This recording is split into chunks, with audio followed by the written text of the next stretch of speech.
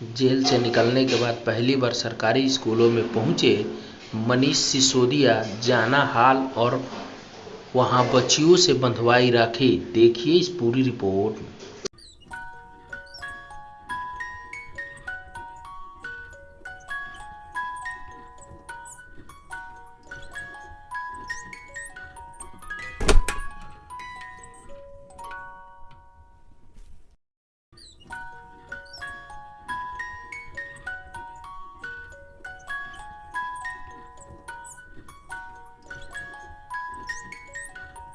17 महीने से मैं अपनी ज़िंदगी में जो चीज़ मिस कर रहा था, स्कूलों में जाना, बच्चों से इंटरेक्ट करना, उनके साथ बैठना, हंसना, बोलना, टीचर्स के साथ में बात करना, समझना, फिर एजुकेशन के सपने देखना, वो मैं अपनी ज़िंदगी में मिस कर रहा था, स्कूल में जाना। तो आज मुझे बहुत खुशी है कि भगवान ने मुझे फिर से मौका दिया और मैं वापस स्कूलों में आया हूँ, बच्चों के बीच में आया हूँ। मैं बहुत बार वहाँ ये सोचता रहा कि बच्चे तो भगवान का रूप होते हैं और वाकई भगवान ही हैं, तो सुबह सुबह अपने भगवान से जाके मिल लो। तो आज मैं अपने भगवान से मिल लिया आके, मुझे बड़ा अच्छा लगा। और मैं एजुकेशन मिनिस्टर आतिशी जी के साथ आया और मुझे बहुत खुशी है कि पिछले 17 महीने में दिल्ली सरकार में एजुकेशन का जो काम चल रहा था पहले से, उसको और गति दी है।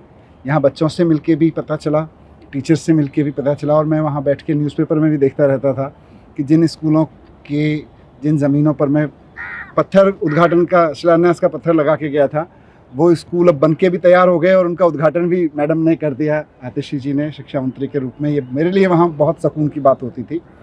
और अब मैं आके आतिशी जी से डिस्कस किया तो मुझे और अच्छा लगा ये जान के कि इस दौरान 20 नए स्कूल और स्कूल बिल्डिंग्स शुरू हो गए।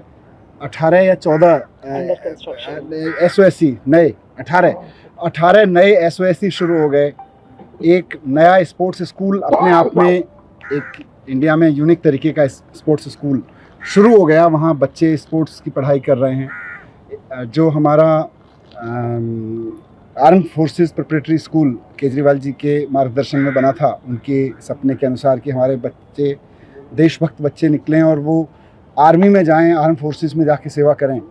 तो मुझे बहुत खुशी हुई ये जान के कि आर्म फोर्सेस प्रिपरेटरी स्कूल के पहले बैच में, जिसमें 64 बच्चे थे 12वीं क्लास में, उसमें से 32 NDA में क्वालिफाई हुए पहले टेस्ट में, और उसमें से 8 फाइनली जाके NDA क्रॉस करके सेकंड लेफ्टिनेंट बन रहे हैं अब।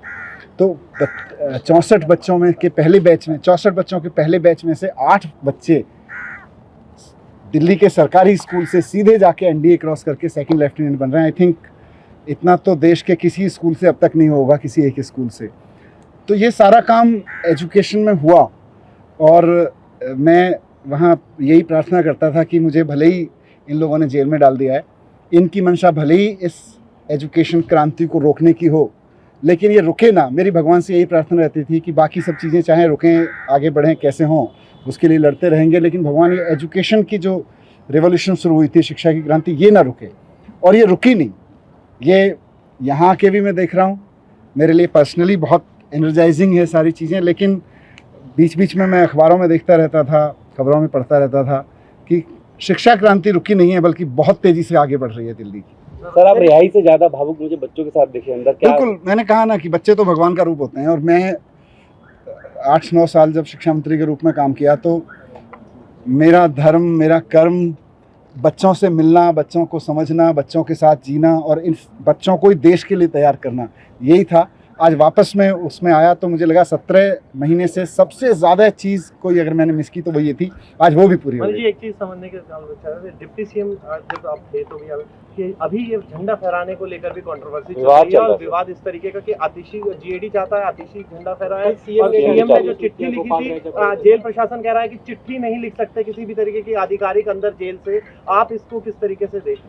देखिए, ये बहुत ही अनफॉर्चुनेट है कि स्वतंत्रता दिवस जैसे पावन अवसर पर इतनी टुच्ची पॉलिटिक्स हो रही है। और वो भी क्या, मैं अखबारों में पढ़ता रहता हूँ कि कोई जेल में बंद एक बहुत महाठग है, सुकेश नाम है उनका शायद, उनकी चिट्ठी जब लिखी जाती है, वो कोई चिट्ठी लिखते हैं, सुकेश चिट्ठी लिखता है, तो वो तिहाड़ प्रशासन भी बाकायदा LG साहब को सबमिट करता है और एलजी साहब भी बाकायदा उस पर एक्शन लेते हुए कार्रवाई करते हैं जो भी है। और जब दिल्ली के चीफ मिनिस्टर चुने हुए चिट्ठी लिखते हैं तो तिहाड़ प्रशासन भी और एलजी साहब तिहाड़ प्रशासन को कहते हैं खबरदार जो अगर इनकी चिट्ठी भेजी। और जब सुकेश चिट्ठी लिखते हैं तो मुझे लगता है पूरा का पूरा एलजी ऑफिस इंतजार करता होगा, अरे भाई एक एक सेकंड भारी पड़ रहा है, सुकेश जी की चिट्ठी कहाँ है, हमारे सुकेश जी की चिट्ठी कहाँ है।